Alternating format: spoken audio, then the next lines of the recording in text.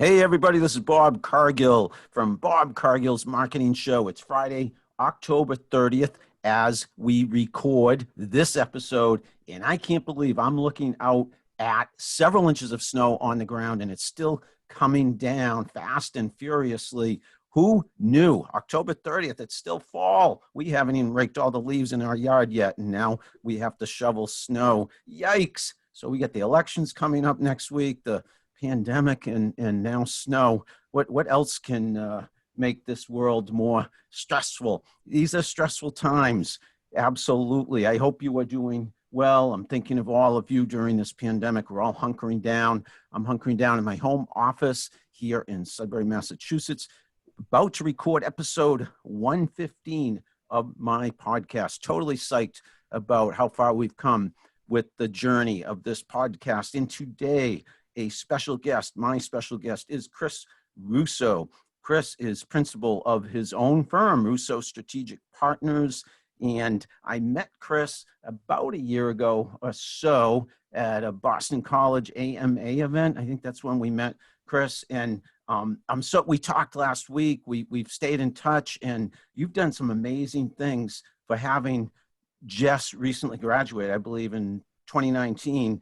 I'm so impressed, and I know our audience is going to be impressed to hear your whole story. So as usual, my first question to my guest, Chris, the floor is yours. Tell everybody about yourself. Thank you. Well, first, thank you, Bob, so much for having me on the podcast. I really appreciate it. And it was so great to meet you at that AMA event almost a year ago now in Boston, at Boston College, talking all about Gen Z, which is one of my fascinations. So I hope we get to talk about that at some point today as well. A little bit about myself. So I actually graduated from Boston College back in 2019. So I've been out of school for not even 2 years yet. Recently I opened my own consulting business, Russo Strategic Partners, where I help brands elevate their online presence at a time where everybody's looking at your brand online.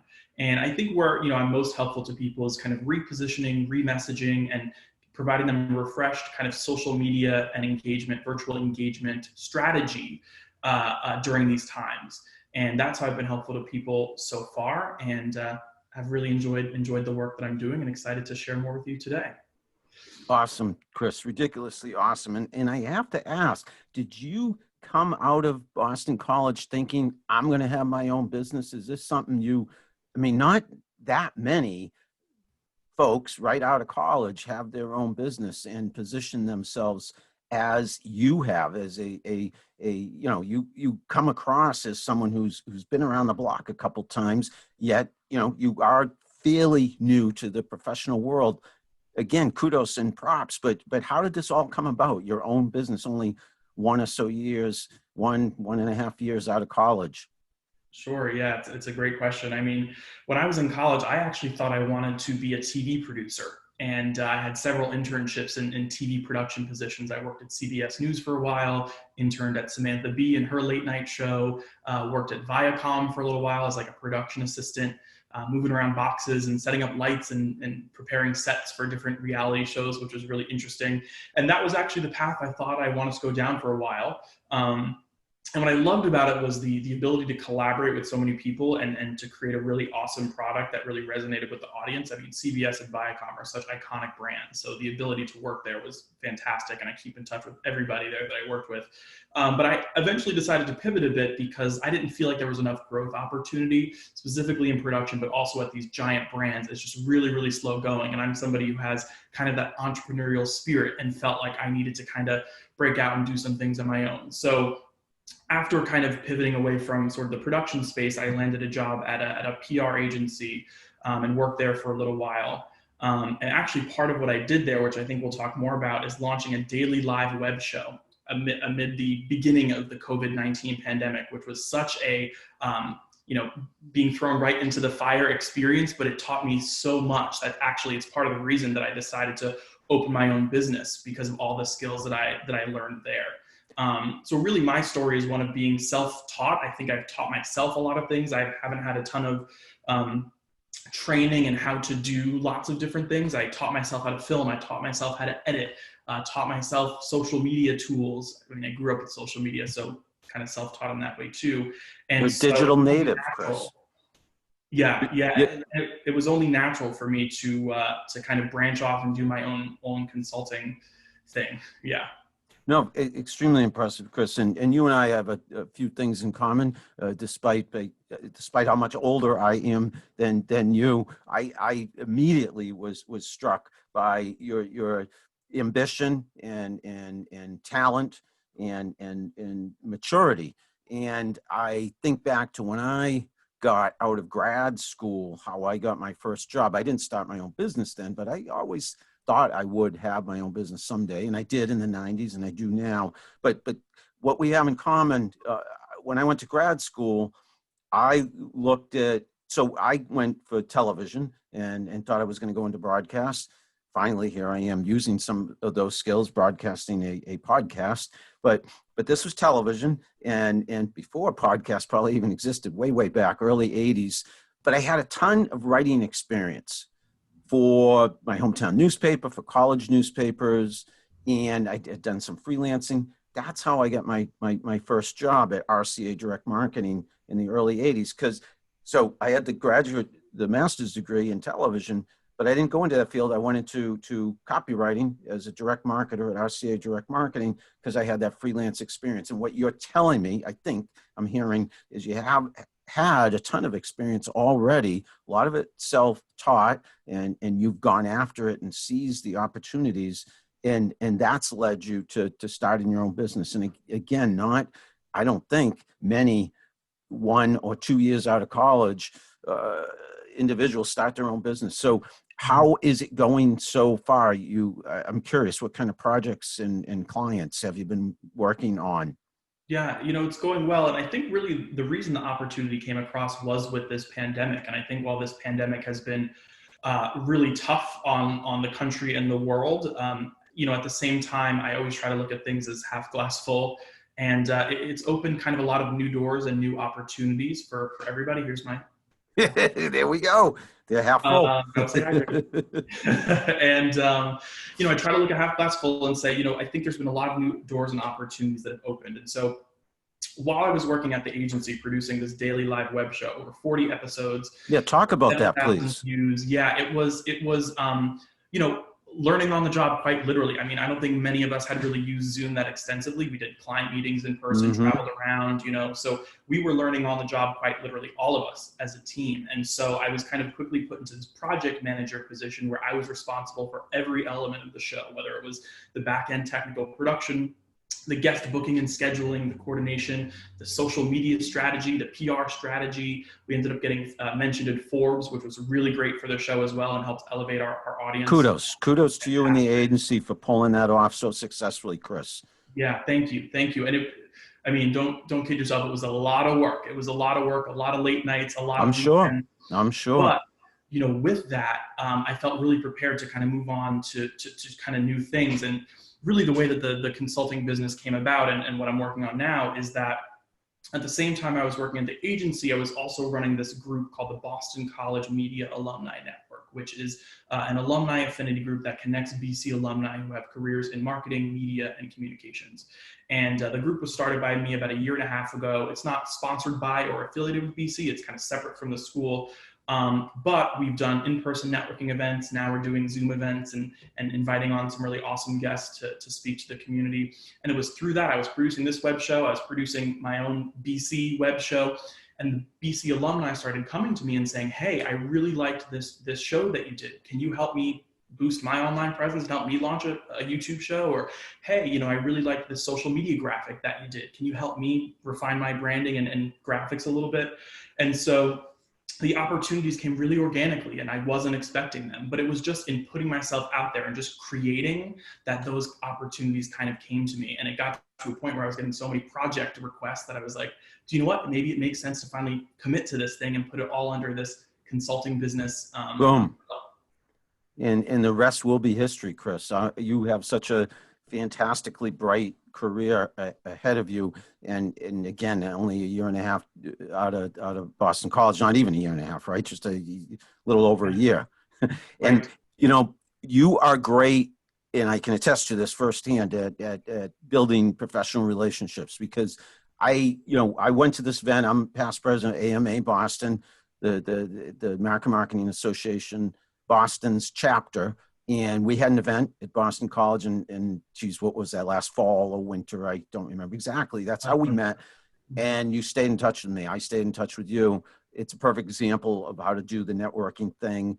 I, full disclosure, transparency, even reached out to you recently asking you for advice as a consultant. You were kind to give me some free advice. Hey, maybe we'll work together someday on for some other client, or maybe you'll be doing some work for me, because I could use your help.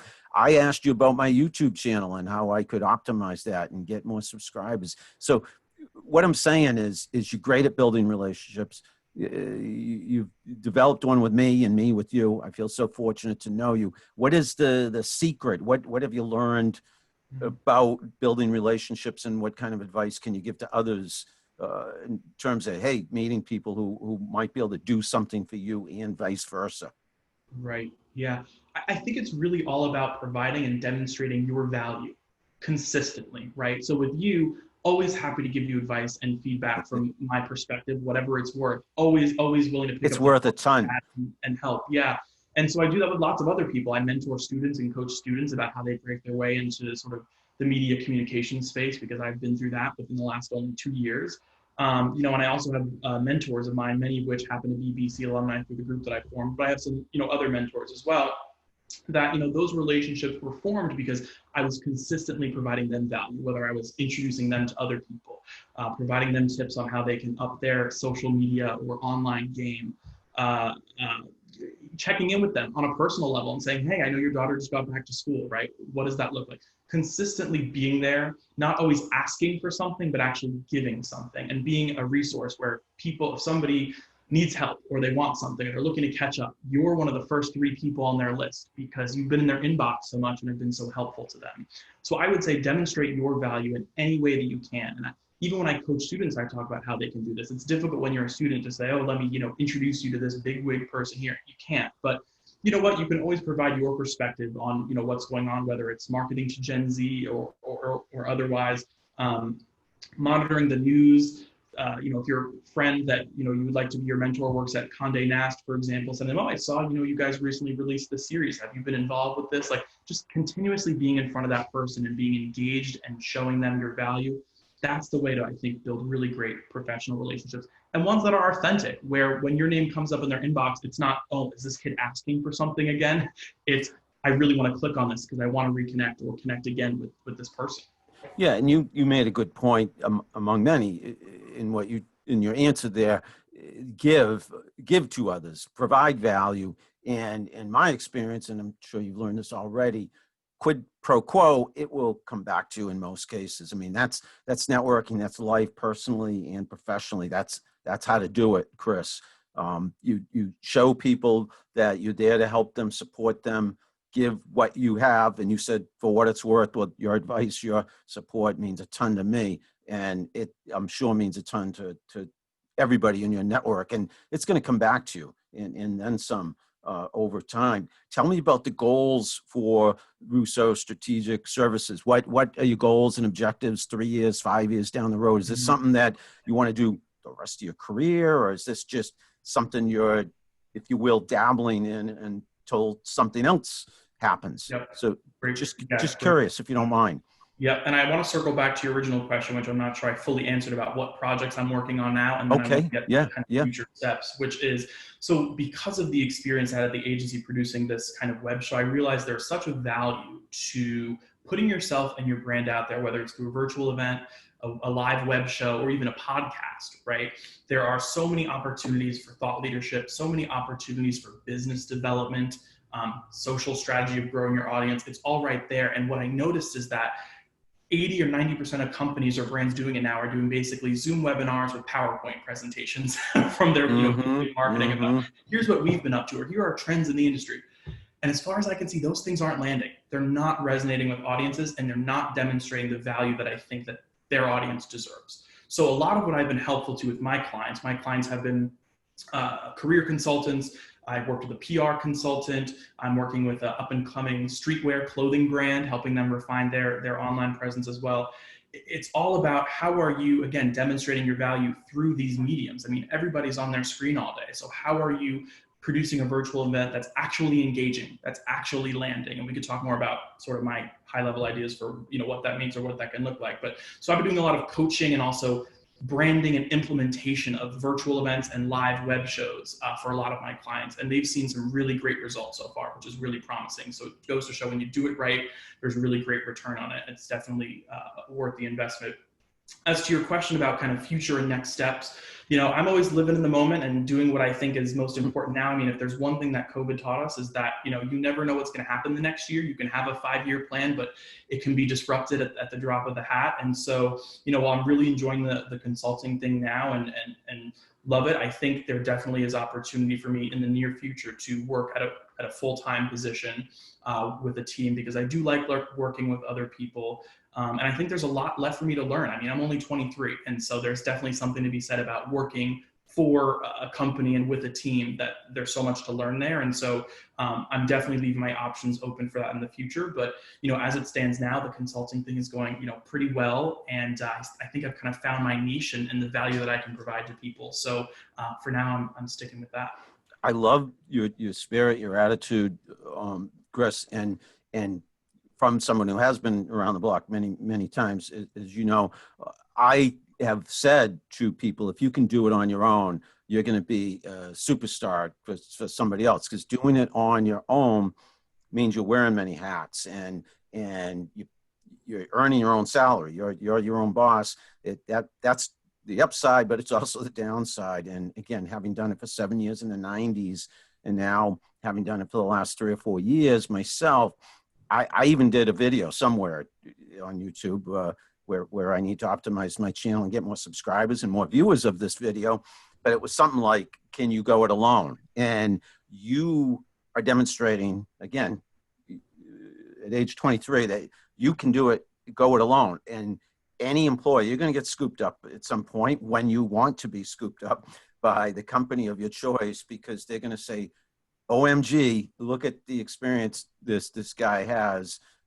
It's such an early stage in his career. That's my feeling, Chris. That's going to happen to you when you want it to happen to you, because it will be your choice. My kids are about your age. My son, Ben, is coming home from UMass Amherst today for the weekend short visit, and he's a senior at UMass Amherst. So, and he's already got a job lined up. So I'm optimistic in terms of his career future as well. I'm digressing. Let me get back to some specific questions about how do you market yourself? How do you promote yourself? Do you use social media? How are you getting these clients, especially during the pandemic? We can't go out in public and exchange business cards like how I first met you and shake hands and so what are you doing to drum up business? Yeah, well, I think one thing that's been very beneficial to me is all those kind of professional relationships I've built through my kind of alumni networking group. I think that was the first wave of support when I announced my business. I got such overwhelming support and so many LinkedIn messages and emails and texts from people saying, I want to help you. Like, this is incredible. And so that was really meaningful to me and really touched me. And, I think that has been such a huge help for me. But outside of that, I think it's really important to shamelessly put yourself out there. And it's not in a way that's you're selling somebody something, but again, it's a way in which you're demonstrating your value and how you can help people get a return on using, your services. It's also about putting your face on everything, which, Bob, something you do really well. And I invite all my clients, because I have a few clients who are also consultants, that are a bit hesitant to go and walk out in Boston or whatever city they're in and put their face in the Instagram story and LinkedIn. But especially if you're a consultant, whether you're a career consultant, a therapist, a health and wellness coach, whatever you might be, people are paying you because they want to work with you. And so if they can't see who you are, what you sound like, what your philosophy is on your work, they're not going to even invest for your, free consultation call that you're promising, because they haven't seen enough of you yet. And by the way, that's especially true for people in my generation. We are, such time constraints. We have such a short attention span, right? We want to be able to go on your Instagram, your TikTok, whatever, and hear a few sound bites from you and go, okay, either I align with this person and I want to further work with them, or maybe they're not the right fit for me. And if you have none of that on your profile, you're not putting your face out there, there's so many missed opportunities. So that's something I'm trying to do more of with my brand, but I advise a lot of other people to do. And you do it. You're one of the people I always reference when I talk to people who do that so well. Love that. And Chris, you have started to become, since we've gotten to know each other better, one of the people I mention and will definitely mention more in the future when I talk about folks who aren't shy, and you can't be in this day and age if you want to have your own business, and who are willing to take risks and who aren't hesitant to put their face on their brand. And that's one of my expressions: put a face on your brand and a smile on your face, because yeah, we both got the smiles. That's important. And I agree. It's amazing how many very successful senior level executives, big brands, businesses are afraid to put their face on their brand, are afraid to go in front of the camera or behind a microphone. And, there's many reasons for that. Some are just plain nervousness and or shyness, but I think they're also afraid to say the wrong thing, make a mistake, disclose some proprietary secret. So they're very protective, to the point of being overprotective. And the fact is, in 2020, especially during this pandemic, you have to get out there and use social media. I'm partial to it, of course, but you have to use Twitter, Facebook, LinkedIn, Instagram, YouTube, etc., in my mind, to market yourself in this day and age. And young and old alike, it's not necessarily comfortable for everybody. And you, Chris, and myself, we're fortunate that we are comfortable doing it. Yeah. But I know from my experience, and I know from the more I get to know you from your experience, we've worked hard to create that comfortability that we have in front of the camera and behind the microphone. Am I right about yourself? Right. It's funny because, again, I wanted to be a TV producer for a number of years. I never wanted to be in front of the camera, ever. I hated, up until basically a year ago, I hated the sound of my voice. I hated the way that I looked, and I was very open about that. And so much so that I didn't want to. I would never do something like this 2 years ago. I mean, really, I would be like, who am I to be on a camera and talk to, like, but I think, again, COVID really changed that, in which I was on video calls all the time. I was hosting live events all the time. And I became a lot more comfortable with it. I got a lot more self-confidence, became a lot more confident in myself. And I even received compliments. And that's what really stuck with me. Yep. I'll never forget one event that I did for the BC Media Alumni Network was with Leslie Visser, who is the most notable female sports broadcaster of all time. And absolutely. Rock star, Hall of Fame, et yes. cetera, et cetera, in my mind. Just won her Lifetime Sports Emmy this past summer. So she really is, Hall of Fame. I mean, that's, if you will. I mean, she's a legend. Yeah. Yeah, complete legend, and also happens to be an alum of my alma mater. And so I had her on the show to talk about what it's like to win the award and what the state of sports is now. Had her on a live chat for 30 minutes, hung up. 5 minutes after we got off, she called me and she said, "Chris, you have such a great voice for broadcast. You should really consider going into broadcast." And I said, "Leslie, I really appreciate that. Compliment means the world. I have no interest in broadcast, but I'll never forget to receive a compliment from that caliber of a broadcast." Mm-hmm. That really instilled in me the confidence that, you know what, I can do this. And you just have to keep putting yourself out there and putting your face on things. And that's, again, what I encourage my clients and people that I work with to do. You just have to start, right? You can't be tied up and worrying about it and thinking about it and going in circles. Just put yourself out there, and it's going to get easier and easier as you do it. Totally agree. And I know you have friends in high places, because besides the Leslie Visser story, I know, because I have my second monitor on over here, but I've seen it before. You have also met Gayle King. Am I correct? Yes. I didn't work with her directly very much while I was at CBS News, but we actually got to meet at an event at one time, and we have some mutual friends, so I got to chat with her a little bit. And she's one of my favorite broadcasters, another legend, and big fan of Gayle and her entire brand. Yeah, so she's for folks who don't know, you should look up Chris Russo on LinkedIn, and you'll see Gayle King and next to you in your cover photo, the banner at the top of your LinkedIn page. It's a great photo, Chris. What I sense, and again, I'm speaking from experience, is you're good at meeting people. That's important. You have overcome. So like I said, they say something like success, see if I get this right, is when preparation meets opportunity, something like that, or luck is when preparation meets opportunity. So, you and I, let's say we're lucky that we're comfortable in front of the camera, behind the microphone, but we prepared. And what you're saying again, Chris, the more I get to know you, I'm telling you, the more we have in common, despite the age gap, because I too, back when I was around your age, was not comfortable in front of a camera or behind a microphone. I had to overcome the fear of public speaking, if you will, or the fear and just low self-esteem. Hey, I'm not good enough to do that. I don't deserve that opportunity. And you have to push through that. You have to work at it. You have to build your confidence, get feedback, but whether it's positive or negative feedback, push on through, because if you want it, you'll get it. And again, what I've seen, the evolution of marketing, just the evolution of our world, period. Success nowadays, it's what you know, and it's who you know, but it's also how you project yourself. I mean, the gift of gab, they used to say, people who are able to talk, now it's people are able to talk, but people are able to talk on camera, behind the microphone, who are able to show their face on social media, express their opinions in writing. Communication skills, period, are critical when you think about it to success in so many fields. Do you agree? Any thoughts on that?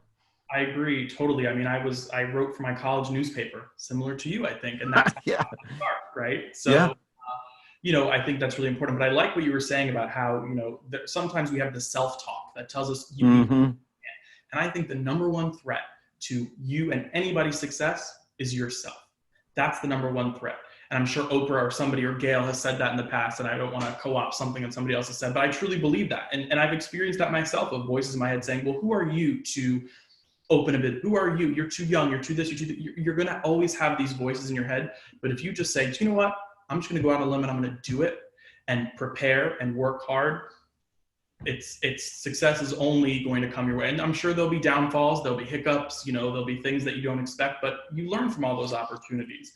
And I think, again, if you just put yourself out there and you just create, success is bound to happen. That's what I've learned so far in my short time doing this. No, totally agree. I do motivational videos, and a lot of what we're saying, it's a common thread aligned perfectly with you said, Oprah and others. Yes, other thought leaders, other successful people, anyone who is able to embrace these positive thoughts and is ambitious and wants to overcome. We learn this, a lot of it, unfortunately, the hard way, but we learn it, and then we try to share it with others to help them. And again, kudos to you for at such a young age. You've learned some of the things that took me, decades, longer. Maybe in my 30s and 40s, I started to learn some of what you're learning in your 20s. Chris, I asked you about promoting your business, and we talked, it's a lot about putting yourself out there, but specifically, I'm curious. I think I could answer part of this, but I don't want to take words out of your mouth, meaning I know you're active on social media. I see you there, but tell the audience, whoever's watching and listening, everybody who's watching and listening, what social media channels do you use? What do you like about, say, Twitter or LinkedIn, or what's your favorite one? Any thoughts around that? What channels are you partial to and not? So I really use them all, and when I say them all, I mean probably the popular ones you'd think of: Facebook, Instagram, Twitter, LinkedIn, and of course TikTok, which I want to talk about too. Love it. And each has its own benefit. When I'm looking for news and updates, I'll probably go to Twitter, because that's just who I'm following on Twitter. When I'm looking to escape the world and try not to think about a lot of things, I'll go to Instagram, because it's mostly pretty pictures. But honestly, more recently, since the COVID pandemic and the protests for racial justice, Instagram has become a place where people are sharing news, information. I don't think it was that way as much 5 years ago. But today, you can't avoid it. It's there. And I think that's actually a really good thing. And it's a tool for social justice, which I think is great. My favorite, though, is TikTok. And I'm Gen Z through and through. I was born in '97, so I'm right on the borderline between Gen Z and millennial, but I think I technically fall into Gen Z. Something I learned, by the way, at the event we were at together a few months ago. That was an awesome event. And as I recall, there was an awesome, well, there was a panel of speakers talking about marketing to Gen Z. But yes, I don't want to steal your thunder or interrupt you. Go ahead. No. But what I was going to say is, I always identified and thought I was a millennial until I attended the event Yeah. and said, I'm technically Gen Z. And I started reading and learning more about Gen Z, and I was like, that's totally me. I'm totally there. 2 months later, I'm on TikTok, and I'm like, oh yeah, I'm Gen Z. And I love TikTok for a lot of reasons. For me, it's mostly a pleasure app. I'm not getting much news or information on TikTok, and that's why I like it. It's an escape. My favorite thing about TikTok is the ability to be discovered. It's so difficult, I think, on Twitter, Instagram, Facebook, LinkedIn to grow your following. It's really tough.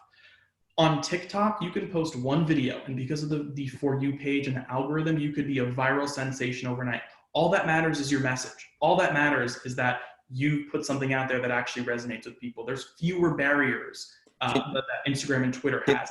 Can I tell you from experience? I'm sorry. Yeah. Did I not let you finish the sentence? No, go ahead. From experience, the other channels used to be like that. I'm telling you, meaning, Instagram, Facebook, Twitter, they were more, their algorithms have changed over the years, and organic reach is way, way, way down.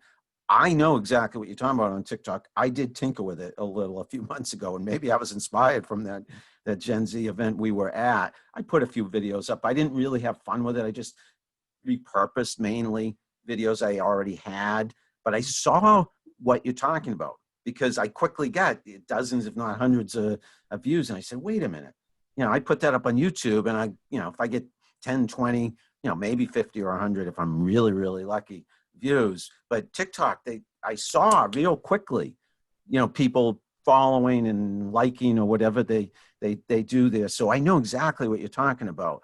And I wish the other channels were like that. I'm curious if TikTok over time will change its algorithm so it doesn't work in people's favor like that. But that's how social media should be. And I think generally that's how it is. But I'm telling you, algorithms, because of paid advertising, has changed, has pushed organic reach down. So the average person, it's hard or harder to get discovered because they want you to pay to advertise. So then you'll reach more people. Right. And that's actually part of what I'm working on with my clients now. I have the clothing apparel client that I have. I'm doing a little bit of stuff on TikTok for them. And they're also interested in investing in TikTok ads, TikTok for business, which they recently kind of unveiled more concretely into the world. And so now I'm looking at what's the ad spend, who's it going to reach, all that stuff right now, and figuring out, if that's a worthwhile investment, which I think it is. And I think another perspective that I provide that's useful to people is understanding what all these trends are, right? If you're trying to sell a t-shirt, I don't think you can go in front of the camera and say, buy this t-shirt because X, Y, and Z reasons. You got to know, what are the trending audios on TikTok? What are the memes that are happening right now, right? Because that's just a pleasure user in my personal life. I have some insight as to what's really working right now and can apply that to some of the more business side things that I'm working on. Yep, and I'm looking as I speak, as you speak, because I want to find a tweet I put up. You just said that, knowing what the memes are, and see if I can show this. Fast Company, I just tweeted this. It's probably hard to read. How it started versus how it's going has become the all-purpose meme of 2020. Right. And I saw this, I don't know, a week or two ago, maybe 3 weeks ago, how it started, how is it going? And I thought, oh, that's one individual doing that. Then I kept seeing it over and over. So that's an example when you say, what are the memes? What are the trends? A brand or business, and they probably already have, could jump into this conversation. How it started, how is it going? And get into the conversation. Go ahead, Chris. Right time so that it's authentic. That's the key. Doing it at the right time. What you don't want to do is it be 2 weeks after the trend is over. That's the thing with these things. They're quick moving. And so, you could do something that's maybe a little bit after its time as a brand and come out completely inauthentic. And I know there's tons of examples of that. I don't know any off the top of my head. I'm going to think of one. Trend, but it's too late. Do you mean if I got out on my skateboard and drank some Ocean Spray cranberry juice singing Fleetwood Mac Dreams, I'd be too late to the party? It's so funny you mention that, because I was on the phone with one of the VPs of marketing at Ocean Spray a couple weeks ago, and the guy and his team were responsible for sort of Ocean Spray's response to that meme. And so I great conversation. I don't think I can share everything but in some of the insights of what him and the team did. And the one thing I think I am allowed to share is they waited a little bit. He said, we saw this posted and we didn't just do a TikTok back 5 minutes later. We actually waited. And what he was telling me was in the waiting, you had the Fleetwood Mac guy whose name I don't know. Mick Fleetwood, yep. Thank Because you. I'm a big fan. Again, so you're Gen Z, I'm a baby boomer. Fleetwood Mac, when I was your age, was the band. So I grew up in my prime formative college age years listening to Fleetwood Mac. I love them. So, but go on. There's people in your age category like, how does this kid not know who they are? And I'm like, I know who they are, but I don't know that guy's name. So apologies. But they waited, and then Fleetwood Mac dude hopped on it. Mick Fleetwood, yep.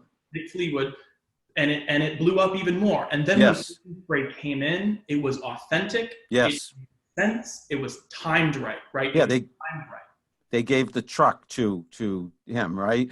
And then Stevie Nicks, who the female singer of Dreams, she did her own version too. It's like sitting on a piano bench, putting on roller skates or something. And I love that. I'm a huge Stevie Nicks fan. I'm a huge Fleetwood Mac fan. I love that whole case study. And it's an example of something I read 20 years ago in the book, The Clue Train Manifesto. And this book, you should look up someday, Chris, as should anybody listening or watching. Clue Train Manifesto, they predicted what's going on now with social media. When the internet came around, around the time you were born, you're a digital native. When the internet came around, this book came out a few years later, Clue Train Manifesto, and it said, come down from your ivory towers, businesses, and join the conversation, inject yourself into the conversation, because it's taking place whether you know it or not. And again, this was even before social media. So they were prescient in seeing what is happening now. What you just said, perfect example, Ocean Spray, not in their ivory towers. They're paying attention to what's going on TikTok, and strategically waited a little, smart, then jumped into the conversation. And it was authentic, genuine, but it was extemporaneous, and it was, a little bit, hey, this could also help us. And that's the win-win. That's the quid pro quo that businesses should all be mindful of in this day and age. You can't be blind or oblivious to what's going on online. You have to be part of that conversation.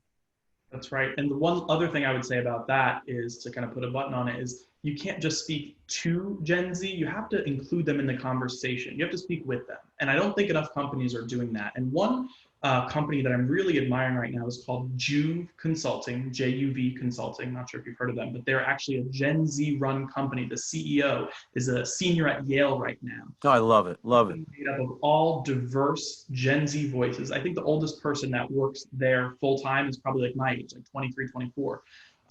And what they do is they advise brands on their marketing campaigns. So a brand, I think one of the brands they worked with was like JanSport, and they recently released a backpack and they wanted to do a TikTok campaign around it. And instead of saying, what do we think the kids like sitting on the ivory tower, and saying, what do we think they might like? They went straight to them and they said, Jude, can you help us put together a campaign that's actually going to resonate with your audience? Tell us what you think. And when you invite Gen Z to the table, I mean, it pays off in spades, because you have to include people on these conversations rather than try to speak to them. You know what I'm saying? And that's why I'm a big consulting. And I would suggest anybody who's listening, check them out just for all the great work that they're doing. I'm going to look them up. Did you say J-U-B? J-U-V. J-U-V. Juve, like rejuvenate. Juve. Gotcha. Yeah. J-U-V. I will check them out. I will find them on social media and follow them if assuming they're active on social media. You remind me, I've always joked to my kids, and now it's all coming true. I said, when you grow up and get out of college, you're going to be, ruling the world, if you will. I'm going to be coming to you for advice and for jobs, and I want you to be my clients, and it's all coming true.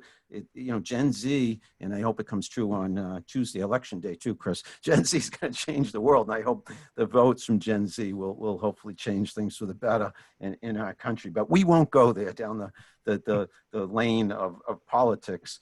Let me ask you, back to marketing, influences. There are individuals, if you will, or companies. You mentioned JUV, Juve, as a company. What about any individuals who have inspired you, motivated you, or are you go-to in terms of advice and trends? You said you got to keep up on the trends. How do you do that? Yeah, I mean, it's funny just to go back to TikTok quickly. I know some people, I've obviously read my Seth Godin and I read my HubSpot blogs and all that good stuff, but actually TikTok more recently has become an inspiration for me. There's other people that are social media consultants, brand consultants, young people that actually are posting what they're working on, what projects they're doing, what resources they're using online. And I've used like half of the things I've discovered organically on TikTok. And now I follow these people and I see all their things all the time. I gotta get my, you know what, back on TikTok because I was there last spring, and I said it wasn't really paying off, if you will. I got so many channels I'm on already, but I got to get back on there.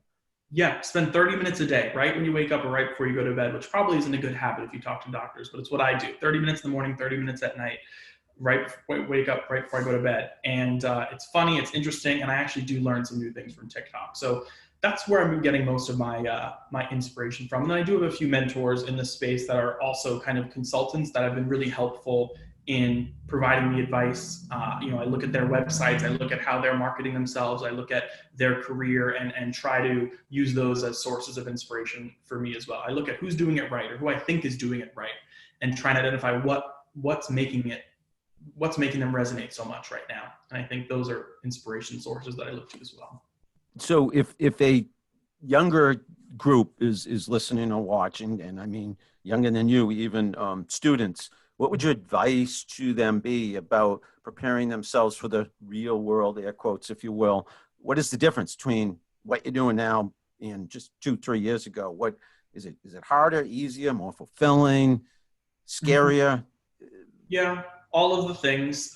You just don't know until you get here. I mean, college for me was such an incredible experience. I love my experience at Boston College, and I've made such great friends and such great relationships with faculty, administration. I keep in touch with everybody to this day. I love my college experience. And like people say, it's like you're living in a bubble where it's like you'll only get one chance in your life to experience what you do in college. And really make the most of it while you're there. Join the clubs, go to the concerts, do all the things, do all of them, because you're never going to have that opportunity again. I think the thing I missed most from college was living in a suite with 8 other people where people are always going in and out. There's always stories being told, things happening. When you're home with your family, when you're a consultant working yourself, or even at a new company with a team, there's less of that. There's less of the kind of social opportunities that college presents, and that's natural. That's okay. So my advice is always enjoy those moments as best as you can. My other piece of advice for students is sort of the advice I took for myself is just create, right? Don't be so focused on, I want to be here in 10 years, so I think I have to do this position, which leads to this position, which leads to that. You can't think like that because the world is in flux right now. Jobs are in flux. You have to be flexible along with it. And one thing that you could always fall back on is your own talents and your own skills. So, God forbid you were ever, to get laid off from your job. If you had your own consulting business, whatever, at the ready, you had the skills of you could do paid social ads, or you could help people on TikTok, whatever it might be. To be able to fall back on your own skills, I think is something that's really important. So my advice for students is just create. If you're still looking for a job, you're in between jobs, you haven't had the internship yet, start putting stuff out there. Articles you've written, right? Things you've made. Start making now so people can see what you're made of and be more likely to work with you. Totally agree, Chris. It's fantastic advice. It's again how I thought back in the day. I think I came up with some of that thinking on my own because we didn't have the internet, but I was freelancing. I was creating. I've always been a creative guy, right brain. Now more than ever, you have the opportunity. Younger people do because of social media, because of the internet. And during the pandemic, you need all this technology to get the word out there about what you can do. I wanted to mention my other son. I mentioned my 21-year-old who's literally going to be in this house in an hour or two. He's coming back from UMass Amherst for the weekend, a senior at UMass Amherst, where I went to school many years ago. But my 24-year-old, Scott, is like what you are describing. He didn't go to college. It wasn't for him. He is independent and has his own business. He's an independent contractor. He does do work for another company right now, but he can do independent work on his own as well. He loves what he does. He's great at what he does. And a lot of what he does, he's self-taught. So he's in construction, he's a carpenter, but he's also a musician, a drummer, and a fantastic band, a little plug for Buddha Fly. They're a reggae band, and he's the drummer, and he's self-taught. So this is the gig economy where you can do whatever you want to do. And some of what we're talking about today in this episode, I think, is extremely relevant, meaning have the courage to do it, have the ambition to see it and go after it, and build the skills on your own. You don't have to be formally taught. I mean, in your case, Boston College, me, UMass Amherst, but hey, my son Scott, no college, he's doing it on his own. Anybody can do anything if they put their heart and mind and time and what they have for talent, if they put all of that together and work at it. And, you know, you're certainly an example. And again, my kids are examples, and I like to think I'm an example too. You know, a big part of us is self-made, if you will. Right. And having that self-starter attitude, that entrepreneurial spirit, I think those things will take you very far. But you also have to recognize that not everybody's like that. Not everybody wants to go to college. Not everybody, some people, they don't enjoy their college experience. There's plenty of people like that. Plenty of people who do want to go to a job, maybe that's more of a 9-to-5. Yes. They're not interested in, creating on their own. And that's okay too, right? That everybody can find and measure their own success. But for people like, I think, you and me, Bob, that's what we thrive for, right? We want to land the new client, the new deal. Oh, yeah. Excited by the opportunity to inject our experience and our knowledge into somebody else's brand, and also, learn from them. So that's what excites us. And then, therefore that's what we should go after. Yeah. Yep, absolutely. Hey, Chris, I need to ask, you're a hard worker like myself and working many hours, I'm sure, because you love it, and I do too, but we got to have fun and some downtime. What do you do when you're not working, if you don't mind me asking, and don't mind sharing it with our audience? Yeah, I think the one thing this work from home thing has done, before I even opened my own sort of consulting business, was the lines between work and leisure are very much blended, and I'm working in bed and then I'm outside working, and it's all mixed together, and so it's very tough. I find windows of which also I'm just like not looking at screens, because I'm realizing I'm looking at screens from sun up to sundown. So what do I do for fun? First and foremost, I try to get out there. Today's a snowy day. Probably after we get off this, I'm going to go outside to just put on the boots, put on the winter jacket, and experience it for the first time. I dread having to do it for months and months and months, but it's kind of exciting for the first time for some reason. No, I agree. Everyone's saying that on social media, and I got to do the same thing. I have not been outdoors yet. Yeah. I got to get out there despite the fact that it's still snowing. Jeez, it's only October 30th. I didn't think it was going to stick. But anyway, so yeah, going outside, going on walks when it's warm enough, going on bike rides. I love to do that. I like cooking. I made the best chicken gyros. I'll have to send you the recipe after this the other day, where like it up to no other chicken gyro I've ever had. Even those really good ones from like those food carts. I'm from New York, so I would get those like gyros from the food cart. Even better than that. It is so funny you're mentioning gyros, and now you got me real hungry, because my wife and I wish I knew remembered the name of the place, but in Boston last weekend, it was right near where we parked our car, and it was a fast food gyro place down near the theater district. So good. We got them and ate a little bit of them on the way home, then had leftovers for the next day. But yeah, so you cook your own. Those must be awesome. Yeah, cooking that at home, and that was good. I make a mean chili in my Instapot, which my aunt got me, and so I try to use that as much as I can. And then also just hanging out with friends as much as I can. Obviously relegating to kind of a pod of only a few people that I'm seeing, because you really have to be careful. But grabbing outdoor drinks with somebody, or going over to my friend's apartment, binge watching some Netflix series. Love that. Yep. I think those are the things that I do to try to make the time go by and escape from the work life just a little bit. Awesome. So let me ask, is there anything else you want to talk about that I haven't asked? That's how I try to wind down my interviews. I don't want to try. I want you to realize it's an open floor, and if there's anything else you want to say to people, feel free. We covered a lot more ground than I thought we were going to in this 50 minutes or so that we've been talking so far. I think we've covered a lot of it. And, one thing that I would say is, if people are interested in chatting with me or reaching out to me, find me on my website, russostrategicpartners.com. That's where you can find me. I'm also on LinkedIn, Chris Russo, the guy with the Gayle King cover photo on, so you can't miss that. And that's about it. Chris, amazing. You help brands elevate their online presence, and you've helped me elevate the quality of Bob Cargill's marketing show today by being such a ridiculously awesome guest. And no, you're amazing. And kudos and props to you for everything you've accomplished so far. And I'm wishing you well, thinking of you, and especially during this pandemic, I'm thinking about anybody and everybody who's watching and listening right now, because these are not easy days. And, with the snow and the day, what is it, daylight savings time or whatever, this Sunday clocks are going to be, what do they push back or push back? Yeah. I have no concept of time anymore, just in general. So I know, you know what? We probably won't notice it that much anyways, because we're in our houses all the time anyways. But it's going to be tough to get through this winter with the pandemic and darkness and the cold. But as we said at the beginning of the show, the glass is half full, and mine still is literally half full, as is yours. Chris, thank you so much. Appreciate it. You've been an awesome guest. Thank you for having me, Bob. You're most welcome. Thanks to anybody, I should say everybody who's listening. Thanks to everybody who's watching. This has been Bob Cargill of Bob Cargill's Marketing Show with my guest today, Chris Russo. Thanks, everybody. Hope you enjoyed our conversation, and I will be back to talk to you again with another great guest like Chris Russo, but somebody else the next time around. Thanks, everybody. Bye-bye.